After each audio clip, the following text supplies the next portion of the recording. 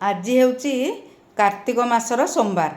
तो आज दीपावली मध्य पड़ुची से आम घरे आज अरुआरे सब रंधा होउची। मु तेणु आज आपण मानकु देखौची आमर आज कौन कौन सब रंधा है। देखु एटा हूँ आमर अरुआ भात, एटा हूँ दही, एटा हूँ खुद आंबिल। माने मो पाखे तो खुद नथिला से मु अरुआ पेजरे एटा को बनई देछि। पेजरे ओ आउ अदा आउ लंका छेचिकी पकईकि एटा मु बनईछि। खुद थिले खुद पड़िकी एटा हुए, जेहेतु मो पाखे खुद नथिला तेणु मु एटा खाली पेजरे अरुआ पेजरे मु बनई देछि। तापरे एटा हूँ आमर हबिष डालमा। एथिरे केवल सारू कदली अदा गुआ घिओ आउ कोसला शाग आउ गोटा मुग माने चोपा थाईकरी गोटा मुग भजा होइकरी ए डालमाटा तैयारी हुए।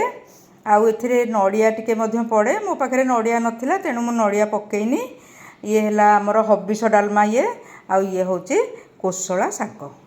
तो एतिकी आमर आज होइछि।